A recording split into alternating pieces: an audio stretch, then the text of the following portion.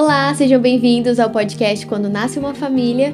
E hoje eu tô aqui com a minha amiga, a Andrea. A Andrea, ela é mãe, ela é casada, ela é psicóloga e tem se tornado uma grande amiga. E hoje a gente vai conversar um pouquinho sobre depressão, sobre maternidade, trazer um pouquinho desse assunto que é tão relevante hoje, e a gente vai compartilhar algumas experiências e conhecimento também. Essa é a ideia do podcast de hoje. Vamos lá, Andrea? Eu vou começar então te perguntando quem é a Andrea? Bom, eu sou casada há 28 anos, tenho 2 filhos, a Isabela de 26, o Samuel de 21, os 2 casados já. Eu disse que eu já tô pronta para ser vó, mas eles ainda não estão prontos para serem papais, né? Uhum. E eu também sou psicóloga já há quase 10 anos e trabalho com psicoterapia clínica individual, de casais e de família. E me conta um pouquinho da tua história. Você sempre morou aqui em Floripa? Você já veio casada pra cá? Fala um pouquinho da tua jornada. Vamos lá. Então, eu conheci o Jorge quando eu tinha 17 anos e ele já tinha 24, ele é 7 anos mais velho. Uhum. E a gente namorou, se conheceu, namorou, noivou e casou em 11 meses. Uau! É. Uhum. E aí, com 2 anos de casada, a Isa chegou e a gente morava em Foz do Iguaçu. Então, agora fizeram 6 anos que nós moramos aqui em Florianópolis. A gente veio por conta do F-Hop. E desde então a gente tá aqui. E como que foi? Me fala um pouquinho assim, quanto tempo de casado vocês tinham quando veio a primeira gestação? Então, eu acho que quando fazia 1 ano que eu era casada, eu comecei a pensar em querer ter filhos, né? E aí a gente começou a conversar sobre isso e tal, mas eu engravidei mesmo, tinha 2 anos. Agora eu fiquei confusa, porque eu acho que ela nasceu quando eu tinha 20 anos. Então foi 1 ano de casada, aí logo eu engravidei e ela nasceu quando eu tinha 20, isso mesmo. E como que foi a tua gestação? A minha gestação... é ruim falar isso, porque dá a impressão que eu tô falando que a gestação foi ruim, né? Mas ela foi uma gestação difícil. Primeiro porque eu era jovem e eu passei muito mal. Os primeiros 4 meses eu praticamente ficava deitada. Eu tinha um enjoo insuportável. Não conseguia comer nada. Então, eu nem gosto de olhar as fotos, porque eu fiquei muito, muito magra. Aí, quando passou ali essa parte do enjoo, eu comecei a ter inflamação no nervo ciático. Então, eu fiquei praticamente a gestação toda com dores. Com dor, Mas assim, no geral, foi tudo bem, né? Mas quando eu lembro do período de gestação, não é como eu escuto a maioria das mulheres dizendo que amaram estar grávidas, que gostavam das fotos, que eu não. Assim, foi um tempo difícil pra mim. A parte boa é que no final a Isa chegou, né? Sim. Então, foi um tempo necessário pra que ela chegasse. Mas não foi um tempo simples, fácil. E você já era psicóloga nessa época ou não? Não, eu fiz o contrário, né? A maioria das pessoas vai para a faculdade e depois cria família. Eu tive a família primeiro e quando eu fui para a faculdade, eu já tinha 32 anos. Eu já tinha a Isa e o Samuel. A Isa estava ali pré-adolescente, Samuel acho que tinha uns 7 ou 8 anos. E então eu estudei ali 5 anos com eles, tudo junto, né? E misturado. Uau. Gato, cachorro, papagaio, todo mundo junto. E fazem 10 anos que eu sou formada. E eles têm... isso mesmo. Foi depois. E como que foi pra ti conciliar, assim, a nova Andrea depois do nascimento da Isa? Como que foi, assim, todo esse nuance, sabe? Da transformação que a maternidade traz. E aí, depois também, entendendo a parte profissional, como que você chegou a falar, acho que agora é o momento de eu buscar agora me profissionalizar em algo, sabe? Me conta um pouquinho dessa parte da tua história. Nossa, uma ótima pergunta, Mi. Eu acredito que eu tive uma crise de identidade muito grande ali. Eu acredito hoje, olhando para trás, porque na época eu não tinha essa habilidade de perceber, que isso já começou na gestação.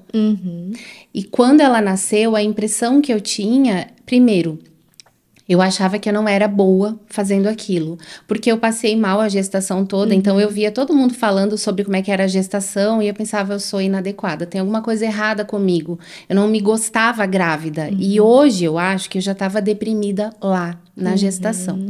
Eu lembro de chorar muito, eu lembro de alguns sintomas, mas a impressão que eu tenho é que é tudo meio nublado, assim, eu não tenho muita clareza das memórias, sabe? E quando ela nasceu, foi mais difícil, porque eu tive depressão pós-parto, hoje eu sei, e eu não falava com ninguém sobre isso. Então, eu fiquei com muitas perguntas, dúvidas, mas o que era muito intenso era essa sensação de inadequação o tempo todo. Tipo, eu não nasci pra fazer isso. Eu não sou boa fazendo isso, né? Então, eu sou boa pra quê? Porque eu venho de uma família onde as mulheres têm filhos e cuidam da casa. Eu sou a primeira mulher da família, da minha família, que foi pra faculdade. Uau. E tem uma profissão, e que não fica o tempo todo integralmente em casa, né? Se bem que eu acho que todas as mulheres ficam integralmente em casa, porque a gente faz tudo em casa, né? Mas enfim, e eu lembro que a gestação e o primeiro ano da Isa, eu tenho até uma impressão que é meio um sonho, assim. Não sei explicar bem, sabe? Se tem uma nomenclatura específica para isso. Porque eu fiquei muito mal. A minha mãe me ajudava muito com a Isa. E eu não tinha coragem de falar as coisas que eu pensava. Eu pensava tudo isso. Eu pensava que eu tinha alguma coisa errada comigo. Eu tinha muita vontade de chorar. Eu lembro de olhar para ela e pensar... Será que... E agora? Essa criança vai ficar para sempre aqui? Como é que vai ser, né, a minha vida? Porque eu não conseguia imaginar que eu fosse viver naquele mal-estar para sempre. E eu sou muito responsável, então eu olhava para ela e pensava, e eu vou ter que cuidar dela para sempre. Eu preciso dar conta disso. E ali eu não tinha muita clareza sobre o meu lugar, mas eu tinha uma sensação de que tinha alguma coisa errada. Não era aquele o meu lugar, né? E aí, quando a Isa fez 1 aninho, eu acho que isso foi um marco. E eu vejo muito isso como uma intervenção de Deus ali. Porque eu não tive ninguém para me dizer que eu estava doente. E na igreja, eu já falei muito sobre isso, então... Tá tudo bem falar aqui. As pessoas falam 1 milhão de coisas, mas elas, naquela época, 26 anos atrás, elas não sabiam também que tinha nome pra isso, né? Sim, então não era muito falado. Não, nada falado, né? E o que era falado era com muito preconceito. Era tipo, sei lá, essa pessoa é desocupada, ou falta como de eu era fé. jovem, falta de fé. Ou, como eu era muito jovem, ela é muito mimada. Eu ouvi muito isso. Porque os meus pais, realmente, eles eram muito cuidadosos. Então, ela é muito mimada, é porque a mãe dela mimou muito ela e tal. E a gente não tinha espaço para isso. E eu pensava que eu tinha problema espiritual, sei lá, tinha algum... Eu orava pouco, eu lia pouco a Bíblia. Sim. Tinha alguma coisa errada comigo. E quando a Isa fez, perto ali de 1 aninho, ela ficou doente. Ela teve um rotavírus e na época isso era novo. Então, ela ficou muito doente e ela ficou 1 semana internada. Então, foi rotavírus e pneumonia junto. Nossa. E ali, ela ficou muito ruim. 1 semana, assim, caidinha, com soro. E eles não conseguiam mais colocar soro e tal. Já tava tendo que pegar na cabeça pra colocar, porque não conseguia mais. E ali... Eu lembro que um dia eu saí no hospital, a minha mãe tava lá de tarde, e eu fui tipo num jardinzinho que tinha pra ficar ali, e eu sentei lá, e ali eu chorei. Eu falei, Deus, eu não sei o que eu tô fazendo de errado, ou se tem alguma coisa errada comigo, mas não leva ela. Porque eu tive medo de ficar sem ela. E ali, foi como se virasse uma chave, de repente eu me percebi mãe dela. Uau. Ali eu melhorei, esse período sombrio que eu vivi até ali, eu lembro que foi como se, por isso que eu digo que foi uma intervenção de Deus, Sim. porque eu não tomei remédio naquela época, eu não fiz tratamento psicoterápico, e Deus sabia que a minha limitação dava até ali, né? E ali eu lembro que eu voltei pro quarto e eu comecei a cuidar dela, e parece que eu voltei a sentir Sim. o mundo, a vida, não ficou mais aquela coisa acinzentada. E aí, graças a Deus, ela melhorou, a gente voltou pra casa. E eu lembro que depois do 1º ano, já foi diferente. Eu já consegui me perceber no lugar de mãe dela. Eu já fui me apropriando das coisas. Então, foi mais tranquilo, assim. Uau. E aí depois, com quanto tempo chegou o Samuel? A Isa tinha quantos anos? Como que foi um pouco? Conta pra nós agora um pouco desse processo. Eu nunca falei sobre isso, é a primeira vez. Tá, assim, se você não tá tranquilo, não quiser. Eu consigo, tá tudo Tá bem. bom.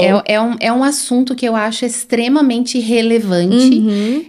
A gente sabe pouco, embora se fale muito sobre isso, mas a gente sabe poucos casos de sucesso, né? Exato. Então, eu acho muito importante falar sobre isso, mas, e eu vou falar e você vai perceber, eu falo de um lugar que ainda é sensível pra mim, porque às vezes eu esqueço que o Samuel não nasceu da minha barriga, porque pra mim ele é tão meu que então é estranho falar sobre isso. Mas foi mais ou menos assim. Quando a Isa tinha 3 anos, como eu disse, como foi muito difícil a gestação e o primeiro ano dela, eu e o Jorge, a gente combinou que ia ser só a Isa. A gente não pretendia ter mais filhos, porque eu achava que eu não ia dar conta de um outro filho.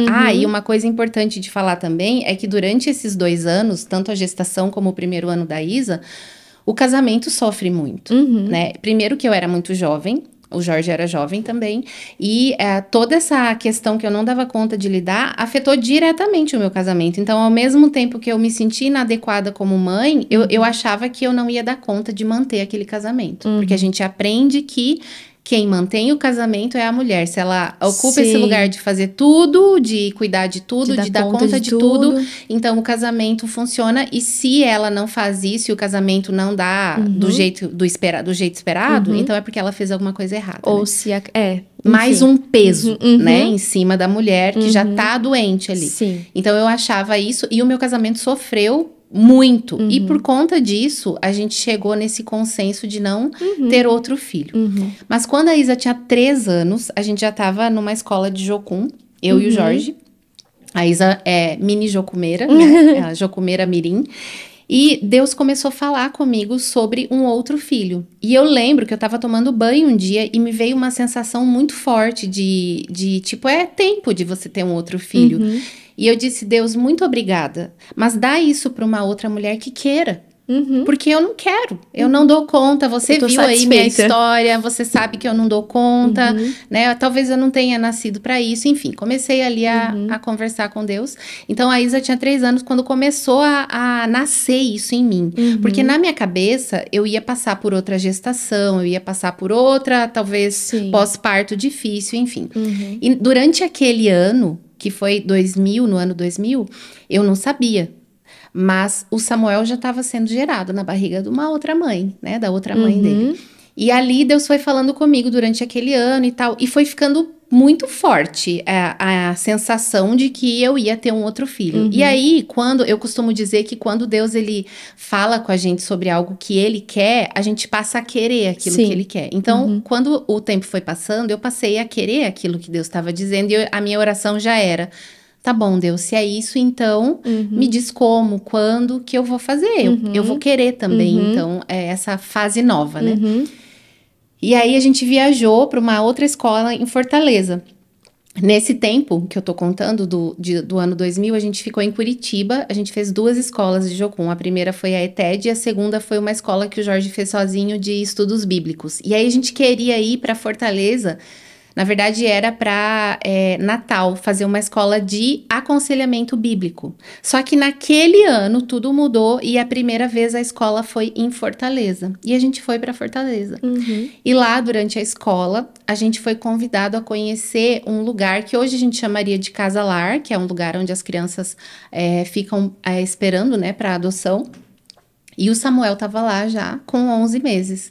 E eu gosto de dizer, porque foi literalmente isso, que a gente chegou lá e ele escolheu a gente. Não foi a gente que escolheu o Samuel. A gente chegou perto do berço que ele estava e ele deu os braços pro Jorge, o Jorge pegou e ele passou as perninhas assim na barriga do Jorge e abraçou o pescoço e a gente ficou conhecendo e ouvindo, né, o que a moça estava apresentando o lugar e as outras crianças, enfim. E ele ficou o tempo todo ali no colo do Jorge. E na hora que a gente foi embora, eu tive quase que tirar ele para deixar de novo.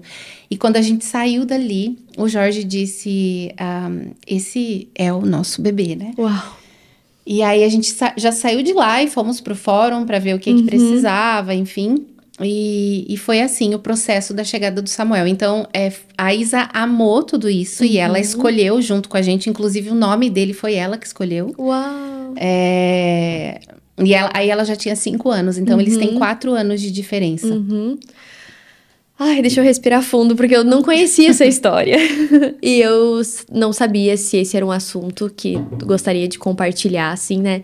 Mas eu tinha muito desejo de ouvir a tua história, porque assim como todas as outras áreas da tua vida são inspiradoras, eu sabia que essa seria também. Que lindo, e realmente, eu acho que a gente precisa falar mais disso, porque tem ainda muitos tabus, né? Muitas perguntas e nuvens na cabeça das pessoas quando a gente fala sobre adoção. E a gente realmente tem muitos casos que a gente sabe que não deram tão certo. E até ditados populares, às vezes, que vêm ao redor desse assunto, né? E ver vocês, uma família completamente estruturada, feliz, é um case de sucesso. E eu queria mesmo entender, sabe? E até mesmo, se a gente pudesse encorajar também mais pessoas a procurarem isso, né? A entenderem um pouco mais sobre adoção e realmente ouvir do Senhor, porque foi o Senhor que plantou isso no teu coração e no do Jorge, naquela época.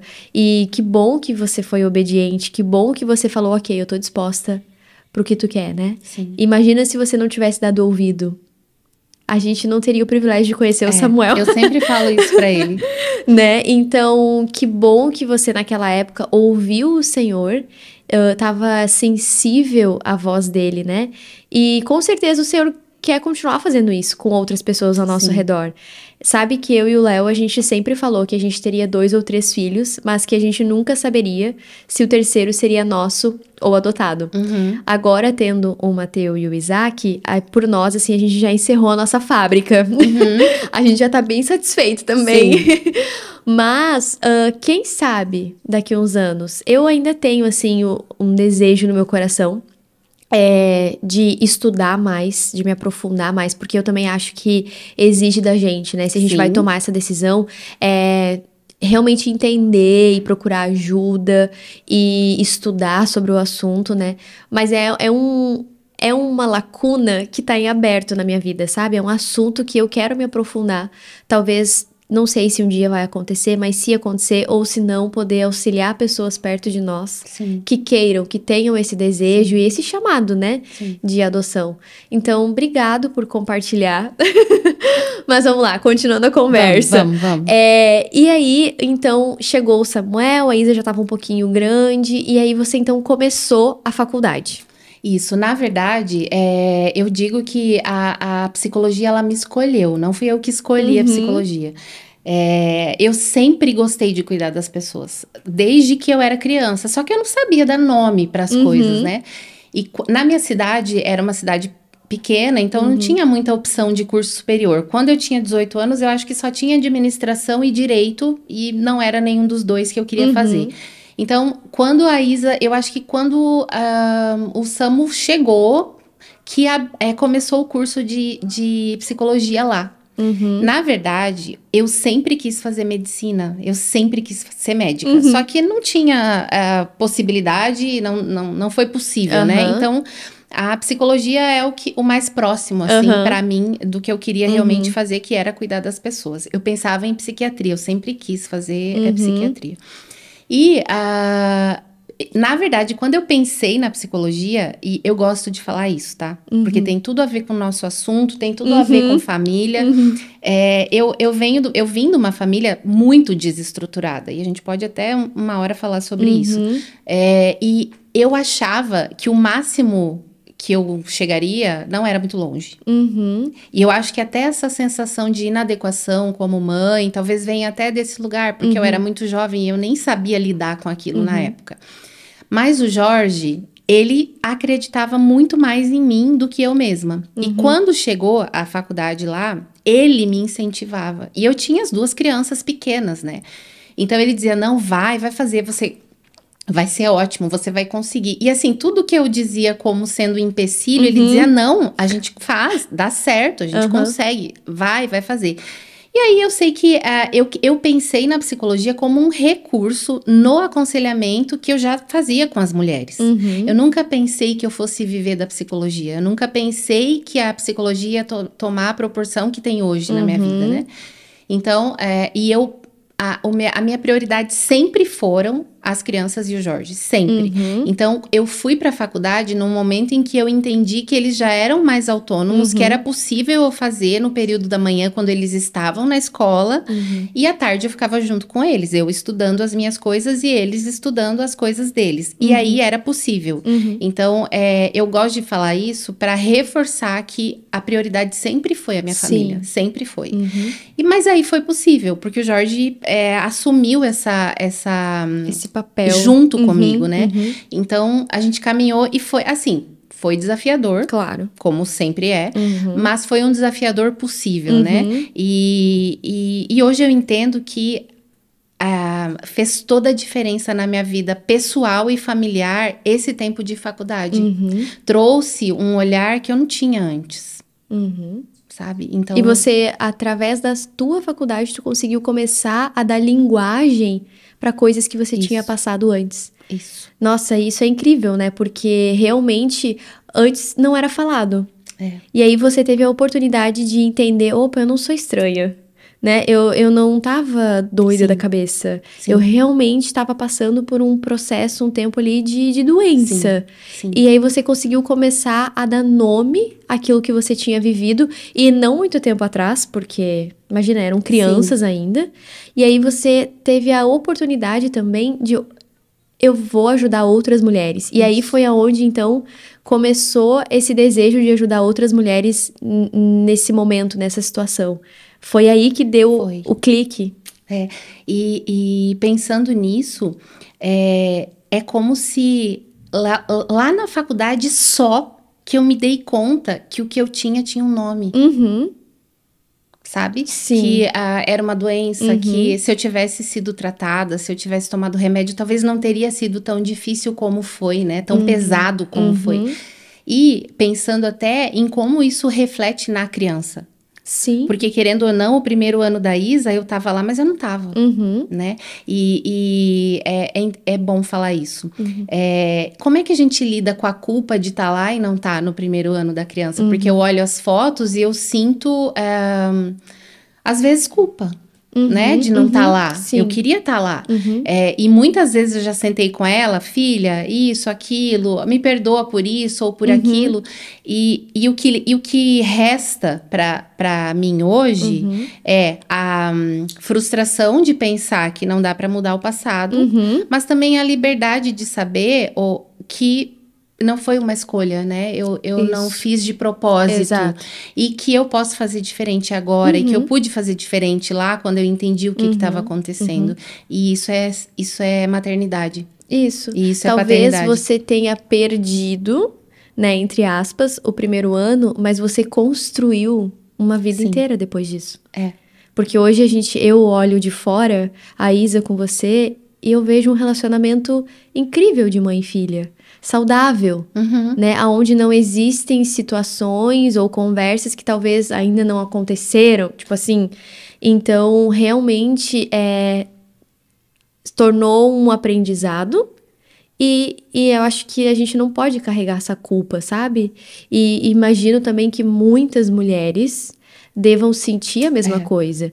Eu não tive depressão pós-parto, mas eu tive uns dias ali... de luto, né? Principalmente na gestação do Mateu, quando ele nasceu. Do Isaac, como eu já tinha o Mateu, foi tudo muito diferente, assim, né? Eu não tinha muito tempo para processar tudo, porque eu tinha a demanda de uma outra criança em casa. Mas eu lembro que no Mateu, eu também, assim, não amei estar grávida. Nenhuma das duas vezes. Tipo, ok, tô feliz aqui, mas eu não era, assim, a gestante que tirou muitas fotos, eu queria registrar o momento, mas eu não conversava muito com a minha barriga, né? Assim, até o Léo conversava mais do que eu mesma, assim, eu ficava tipo, tá, ok, quando nascer a gente resolve, sabe? Mas eu lembro que quando a gente chegou em casa com o Mateu, Eu tava muito feliz, tentando entender tudo aquilo que tava acontecendo e tal. Mas antes disso, no hospital ainda, olha só, eu acho que é interessante a gente falar sobre isso, né? Ainda no hospital, eu fui tomar banho, o Matheus ficou com o Léo, e aí eu fui pro banheiro. E eu não sei porquê, já fica uma dica pros hospitais, não coloquem espelhos nos banheiros. É. Porque a mulher não quer Boa se olhar dica. naquele momento. Tinha um espelho de corpo inteiro no banheiro do quarto, né, que eu tava. E eu, gente, pra que esse banheiro aqui? E eu tava usando fralda. Tipo assim, gente, você não quer... Você ainda tem uma barriga, mas o neném já não tá mais ali. E tudo aquilo, né, enfim. E aí eu lembro que, eu tomei o meu banho ali. E aí eu saí do banho, coloquei minha fralda e me olhei no espelho. E ao mesmo tempo que eu me olhei no espelho, eu realmente me senti muito empoderada.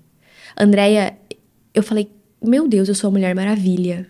Eu ganhei aqui meu filho, eu pari meu filho, eu sou incrível. Veio uma força de dentro de mim que eu nunca tinha tido. Só que, veja bem, no segundo, e eu olhando nos meus olhos e veio isso. No segundo seguinte, eu abaixei o olhar e aí eu me vi de fralda e foi literalmente isso. E eu acabei com a minha vida. Tem noção disso? Eu me olhei de fralda e falei, o que eu fiz comigo? Olha o estado que eu tô aqui agora. E aquilo foi muito chocante. Eu acho que eu nunca vou me esquecer desses dois contrastes, sabe? Sim. De ao mesmo tempo eu me sentir incrível, mas ao mesmo tempo ter a perspectiva de que eu tinha acabado com a minha vida. Porque eu tinha ali destruído o meu corpo, sabe? E, tipo, sim. Enfim, aí eu saí do banheiro e tal. Não contei pro Léo naquele momento, né? Fiquei ali vivendo. Chegamos em casa com o Matheus. O primeiro dia lindo, maravilhoso, né? Os meus sogros estavam na minha casa. Vivemos ali. Aí, terceiro ou quarto dia, foi uma amiga lá fazer uma massagem em mim. Porque eu tava bem dolorida, assim, ainda da jornada do parto. E naquele dia, eu acordei chorando. E eu fui dormir chorando. Eu só chorava. E eu falava pro Léo, eu tô muito feliz. Só que eu tô com muita vontade de chorar. E daí eu liguei por FaceTime pra minha mãe, chorei com ela chorando lá, porque ela não conseguia vir naquele momento, né? E aí minha amiga entrou no nosso apartamento e eu olhei pra ela e falei assim, eu tô muito feliz, eu amo ser mãe, mas eu tô chorando. E ela, tudo bem, tipo assim, ela solteira, tipo, sem filhos, eu tava com medo de traumatizar ela, sabe? Sim. Então eu pensando, meu Deus, eu preciso explicar que tá tudo bem. Só que eu e o Léo, a gente conversou muito durante a gestação sobre depressão pós-parto. Eu falei pro Léo, olha, eu tinha muito medo de ter, e eu queria muito, ok, tudo bem ter, mas eu preciso em algum momento sair desse buraco, né? Eu preciso de ajuda pra sair disso, se caso eu venha ter. Então, a gente conversou muito sobre o assunto e eu falei pra ele, olha, se tu vê que eu tô indo pra esse lado, me ajuda. Então, eu quero que tu me ajude dessa e dessa forma. Porque eu achava que seria o necessário. E eu já sei o que funciona e o que não funciona comigo, assim, né? Quando eu já tô num buraco, enfim. E aí, eu falei pro Léo, olha, se tu vê que eu tô indo pra esse caminho, me puxa, chama alguém, me ajuda. E aí, nesse dia, eu olhei pra ele e falei assim, eu não sei se eu tô entrando, mas hoje tá nublado, tá estranho. E aí, no outro dia, eu já acordei super bem. Foi realmente um dia que rolou, assim, esse sentimento de luto, sabe? Sim. E imagina, e sendo hoje eu recém-mãe, é um assunto que já é mais falado. Mas eu ainda percebo que tem mesmo um tabu, ainda mais quando a gente fala de depressão e espiritualidade. Depressão na igreja. Mulheres se sentem culpadas o tempo inteiro por não darem conta do trabalho, do casamento, da faculdade, dos filhos, da casa. E aí ainda ter que lidar, às vezes, com pessoas, às vezes de forma até inocente, falando, né, que é falta de alguma coisa, aquilo que ela tá passando num pós-parto. Hoje, como que tu trata isso com as mulheres que chegam pra ti nesse momento, assim, nessa fase? Eu gostei muito dessa imagem de você primeiro se olhando no espelho, pensando no grande êxito, né? De trazer ao mundo uma criança. E no segundo seguinte, se olhando como uma pessoa, tá, o que que eu fiz agora, né? Porque isso é maternidade, Mi. Se a gente for definir de verdade o que é maternidade, é isso. Ao mesmo tempo que você tem toda a força, porque você foi feita para isso. A gente se olha como uma mulher humana extremamente limitada, frágil, né? E acho que frágil é a palavra, não fraca, né? E outro aspecto que eu quero levantar também, que é uma das coisas que eu trabalho muito, é esse medo, essa preocupação de ser vulnerável, né? Nossa, o que que a pessoa solteira vai pensar? Ela vai pensar o que ela tiver que pensar. Né? A gente tem medo de dizer a nossa dor, e eu sei disso porque principalmente quando a gente ocupa um lugar de visibilidade ou de referência, é uma responsabilidade. Como é que a gente informa as pessoas a respeito do que está acontecendo com a gente, né? Mas por que existe tanto tabu ou ainda um certo preconceito em relação a mulheres cristãs que adoecem com a depressão? Porque a gente julga e critica muito. Então, primeiro a gente mesma. Eu não posso sentir isso, eu não me dou o direito de viver essa explosão hormonal que acontece no corpo de uma mulher quando o bebê nasce, né? Se a gente for olhar ali biologicamente, é uma coisa muito... É exatamente uma explosão. E cada uma percebe isso de um jeito diferente. Tem gente que, como você, num primeiro dia, 2, 3, uma semana, acontece ali essa confusão, é uma despersonalização, a gente não se identifica mais com aquele corpo, a criança não tá mais ali dentro, a criança tá fora, é uma confusão mental, a gente não consegue organizar o pensamento e as emoções. E algumas pessoas lidam de forma muito leve com isso, como você, né? Que lidou e talvez tenha ali uma rede de apoio. Eu lembro de querer a minha mãe perto. E eu já era uma mulher adulta, casada com uma criança, né? E eu queria minha mãe, eu não queria mais ninguém. Às vezes eu não queria nem o Jorge, eu queria a minha mãe. E é por quê? Porque a minha força, eu olhava pra ela e falava, se ela deu conta, eu vou dar, né? Eu não sabia disso cognitivamente na época. Mas é o que acontece com a gente quando a criança nasce, com as mulheres. Então, como é que eu lido com as mulheres hoje? A primeira coisa, ou a principal coisa que eu tento trabalhar é trazer que tá tudo bem você se sentir mal. Tá tudo bem você ficar com vontade de chorar, tá tudo bem você ficar triste, tá tudo bem você pensar as coisas que a gente pensa quando a criança chega. Tipo, eu disse, né, que eu pensava. E agora? Vou ficar pra sempre com essa criança, ela vai morar sempre aqui na minha casa, né? Tipo isso. Ela nunca vai crescer. Ela vai fazer parte do meu casamento pra sempre. E é real. Vai fazer parte. E são coisas que a gente pensa e não é maldade. Não é falta de fé ou falta de espiritualidade. Não, a gente pensa essas coisas. E o ponto alto que eu acho é que existe uma camada de pessoas hoje, principalmente, tá? Porque a gente foi evoluindo, então não é mais como era no meu tempo, em que ninguém sabia nada sobre isso e o que falavam era só bobagem. E a gente foi para um outro extremo, que é o sabedoria e conhecimento a respeito disso. E aí todo mundo fala sobre como se fosse expert em maternidade, pós-parto, e aí a gente não sabe quem que a gente escuta ou primeiro. Ou que, às vezes, até um sentimento ali que realmente faz parte daquele processo já é considerado... Não, você tá com depressão. Doente. Você está doente. E às vezes não, às vezes faz parte, né? A gente tava conversando um pouquinho sobre isso antes, né? Que às vezes hoje, com acesso à informação, às vezes a gente acaba até rotulando coisas que não tem rótulo dando naquele diagnóstico, momento. Exato.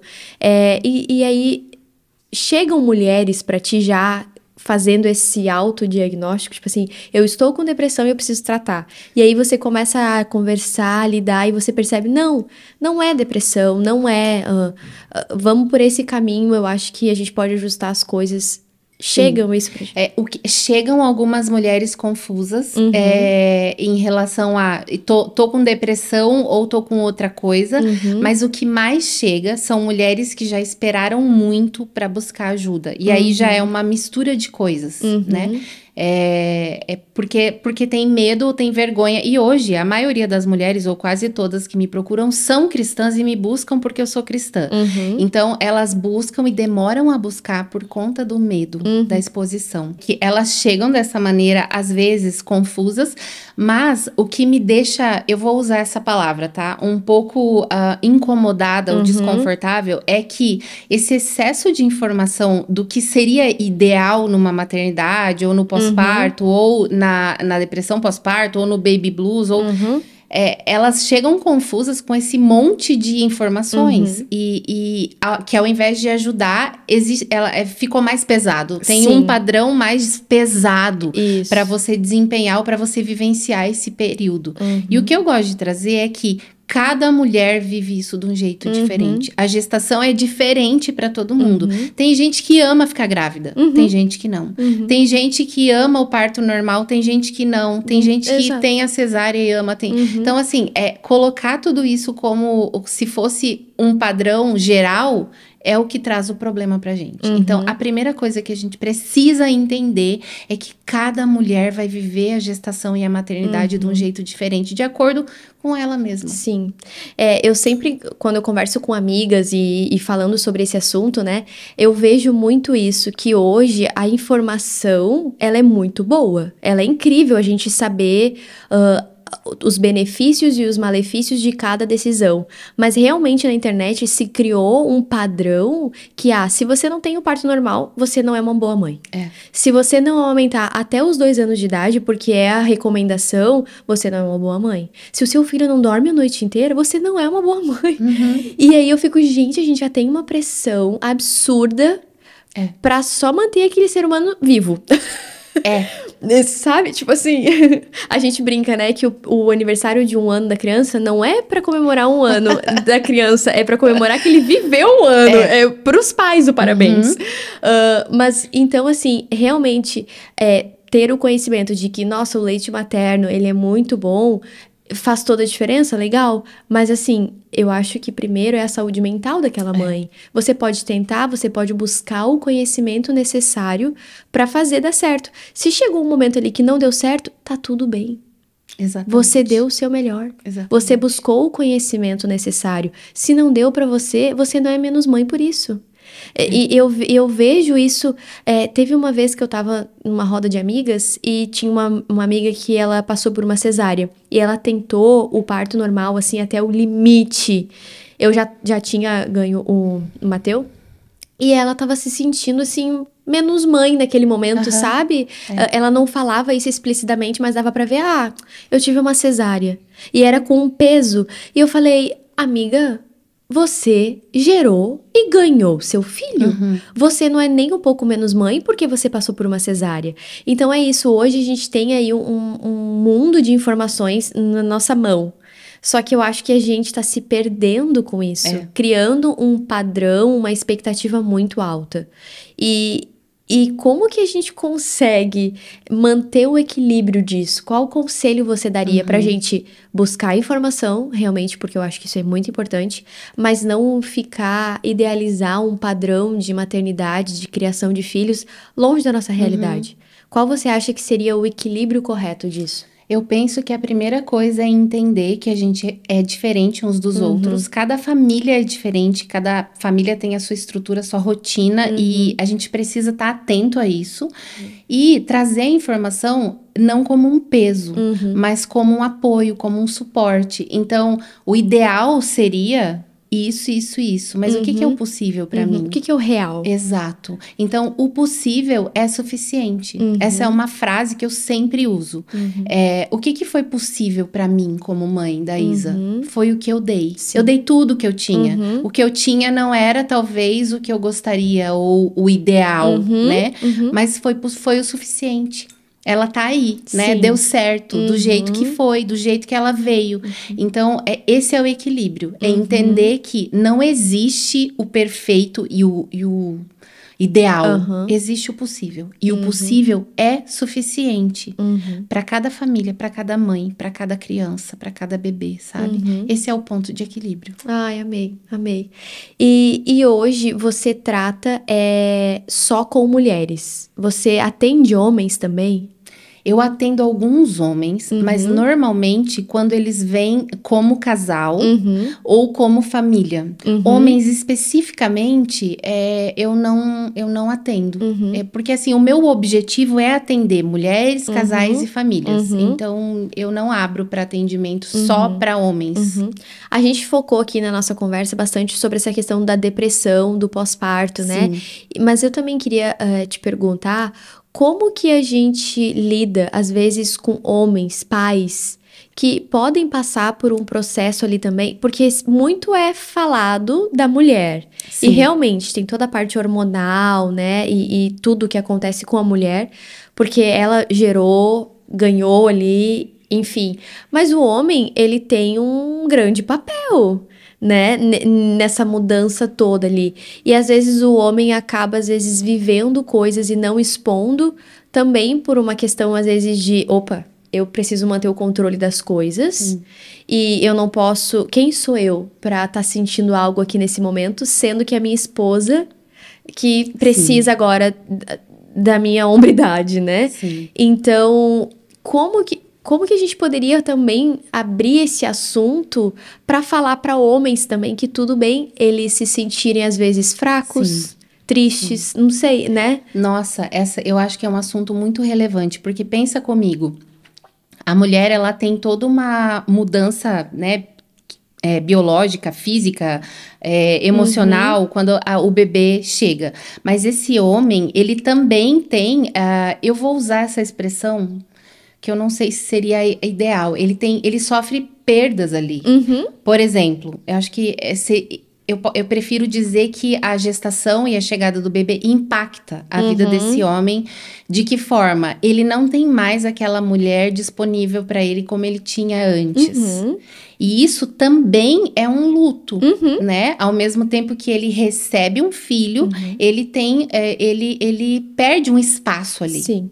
E agora ele tem mais um papel para desempenhar na casa que ele não tinha antes. Então, sim, eu acredito que isso pode impactar. E eu não acho que todos os homens dão conta do mesmo jeito da chegada do bebê. Como eu disse, na minha casa, o meu casamento foi afetado. Porque eu não tinha estrutura. Ninguém me disse como lidar com aquilo no meu casamento. E eu gosto de pensar que Deus, ele teve um cuidado especial ali com a gente. E deu certo, mas foram 2 anos bem difíceis no casamento. E talvez se a gente não tivesse essa estrutura ou essa convicção de que o casamento é prioridade para nós, é um valor, talvez a gente não tivesse ficado juntos, porque realmente foi um tempo difícil. Então, sim, isso afeta os homens e a gente precisa olhar para esses homens também. E é importante que eles saibam que tem espaço também para os homens sentirem esse momento. Todo o turbilhão de emoções que acontece, né? Eu lembro claramente de uns 10 dias depois que o Mateu nasceu, porque eu e o Léo, a gente fez um combinado, né? Quando fosse nascer o Mateu, eu falei, você cuida de mim e eu cuido do bebê. Não que ele não pudesse cuidar do Mateu, né? Mas, tipo assim, eu quero que os teus olhos estejam sobre mim. Eu vou precisar de ajuda nesse momento. Então, a gente meio que fez esse combinado, né? Que eu estaria me doando muito pro bebê e ele em mim, com os olhos em mim. Muito legal. E aí, teve um desses dias, assim, que eu olhei pra ele. Sabe, parece que tu tá 24 horas olhando pro teu marido, mas tu não tá olhando. Sabe? Sim. E aí teve um momento, assim, de algum dia que eu bati o olho nele e ele tava, tipo, com uma roupa muito velha, o cabelo já crescido. E aí eu bati o olho nele, olhei pra ele de fato e falei, nossa, coitado, ele tá acabado. E aí eu falei, olha só, quer ir cortar o cabelo? Quer dar uma volta? Chama um amigo, vai tomar um café. Porque naquele momento eu vi que ele tava dando tudo dele, tudo de si, em cuidar de mim. E eu tava sendo muito bem cuidada e cuidando do Mateu, e a gente tava juntos ali. E aí eu recebi a visita de uma amiga e eu expus isso pra ela naquele momento. Eu falei, eu tô preocupada com o Léo. Eu preciso agora que ele tenha um tempo dele, porque ele tá tão presente que agora eu acho que ele precisa ser ouvido também, porque ele deve estar passando por um turbilhão de coisas e é claro que ele não vai compartilhar comigo nesse momento. Então ela falou, amiga, fica tranquila que ele tá sendo pai e um bom marido, mas ele vai se encontrar também, da mesma forma que tu vai se encontrar. E aí eu, tá. Mas aí eu ainda incentivei ele a ir tomar um café com um amigo, aí no outro dia ele saiu com o Shalom, foi tomar um café e tal, e aí eu falei, e ele voltou renovado, sabe? E eu falei, gente, é isso. Ok, os olhos estão pro bebê e estão pra mãe puérpera, mas a gente também precisa olhar pro homem. Sim. E o homem precisa também saber ter linguagem, falar sobre o que ele tá sentindo naquele momento. Que hoje, particularmente, eu não vejo muitas pessoas falando sobre o que muda na vida do homem quando chega a paternidade. Olha, é um assunto aí que você pode abordar aqui, porque realmente eu nunca vi ninguém falando. Eu vou trazer homens, aquela já dando um spoiler pros próximos, hein? Vou trazer muito homens pra conversa. Até porque quando a gente fala sobre as diferenças biológicas dos homens e das mulheres, os homens, eles não são preparados para a chegada do bebê como as mulheres são. A gente sabe que aquele bebê tá vindo de forma física, né? Eles não. Eles estão vendo o nosso corpo mudar, mas eles conhecem o bebê quando o bebê nasce. Isso. Então, eu acho que é um assunto bem relevante. Eu não vejo ninguém falando sobre isso. E sobre a diferença biológica, eu acho que deve ser um desafio ou um conflito muito grande para eles olharem para toda essa mudança e darem conta dentro da limitação que é o mundo masculino em relação às emoções. Porque os homens não lidam muito com as emoções, ou a gente fala, né, que os homens não choram, ou a gente pensa sobre isso, embora a gente não diga ou diga que homens choram, mas na verdade a gente pensa que homens não choram e são fortes o tempo todo. E eles realmente precisam ter um espaço para falar sobre isso. Uma dica importante é ter uma rede de apoio, como você mesma disse, né? Então, ter amigos que estejam ali enquanto ele está olhando para a mãe e a mãe olhando para o bebê, ter amigos que estejam olhando para ele e para a mãe. Porque aí talvez esses amigos percebam ali também a necessidade de olhar para esse homem. Nossa, muito bom. Eu vou falar mais sobre isso. Já indo para encerrar a nossa conversa, eu queria te fazer uma última pergunta. Você disse que já... Agora eu tô saindo um pouquinho, assim, desse assunto de depressão e doenças, enfim. Você brincou no começo da conversa que você já tá pronta para ser avó, mas os seus filhos ainda não estão prontos para ser pais. Como que você lida com a possibilidade, digamos, eu sei que acho que isso não vai acontecer, né, porque eu conheço teus filhos, mas se eles chegassem pra ti e falassem assim, eu não sei se eu quero ser mãe, quero ser pai, porque eu acho que eu não tenho esse desejo, digamos assim, ou, enfim, por N motivos, você já empolgada, digamos assim, pra ser avó, como que você lidaria com isso? Olha... Eu acho que ia ser bem difícil, porque toda mãe, todo pai, eu acho que tem expectativa de ser avós e avós, né? E a minha avó, ela fala que ser avó é muito mais legal do que ser mãe. Eu já ouvi isso também. A minha sogra fala isso. Então, e eu acho que seria desafiador.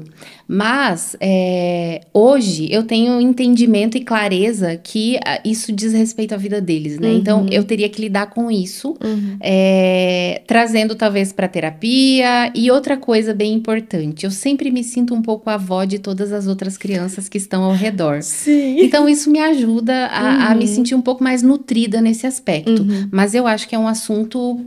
difícil de digerir, né? Porque, na verdade, a gente quer que a nossa história continue. Sabe, você falou agora, né, uma frase bem pontual, assim, eu teria que lidar com isso. Como isso é importante a gente ter essa sabedoria nos nossos relacionamentos. E agora, não só falando de mãe e filho, né, mas de saber que, ok, uma decisão que te afetaria, mas... você precisa aprender a lidar com isso. Isso é meu. Isso é seu. Não diz respeito a Isa ou Samuel terem que lidar com a frustração de você não ser avó. Como que a gente... Isso a gente pode aplicar em todas as áreas da nossa vida, né? Nos relacionamentos de forma geral, dentro da nossa família, às vezes com o cônjuge, Sim. com o nosso filho também. Porque eu li esses tempos, né? Algo assim, não espera que os teus filhos retribuam algo que você tá dando hoje pra eles. Não cria essa expectativa de que um dia eles vão retribuir. Porque talvez essa expectativa não seja suprida. Isso diz respeito a você. Exato. Né? E às vezes eu tô brincando ali com o Mateu, porque o Isaac ele ainda é muito pequenininho, né? Então eu tô conversando com o Mateu e aí eu brinco com ele e falo, ai, sabia que eu te amo muito? Você ama a mamãe? E aí agora ele já retribui e fala que sim. Mas teve um momento em que eu fazia esse gesto, eu perguntava, e ele não retribuía de volta. Tipo, na fase do Isaac agora, né? Sim. Eu afofo ele e tipo, brinco, eu amo muito você. E ele não retribui. E, ok. E aí eu tenho que aprender a lidar com isso. E quando eles grandes, isso pode acontecer. Exatamente. Né? Tipo assim, não que eles não vão me amar, mas que eles talvez não supram alguma expectativa que eu tenha depositado em cima deles. Eu acho que os nossos filhos, eles não merecem esse peso, né? E isso é muito difícil, porque hoje eu não tenho mais a minha mãe, mas eu lembro que ela colocou muitas expectativas em cima de mim na adolescência, e quando eu frustrava ela em algo, eu realmente tinha momentos em que eu falava, eu vou sumir. Porque eu não e o sumir naquela época, eu não sabia dar nome também a muitas coisas. Eu ainda não conhecia Jesus também. Então eu só me vinha esse desejo de vou sumir. Sair debaixo do peso, né? Exato, porque eu me sentia realmente pressionada a suprir uma expectativa que ela tinha colocado, seja na vestimenta, em coisas simples. Ela queria que eu me vestisse daquela forma, mas eu não me identificava com aquela forma. Então, sabe, eu passei uma parte da infância e adolescência, parece que lutando pra suprir as expectativas dela, e sempre eram frustradas, porque eu não me via dentro daquilo que ela tinha colocado pra mim.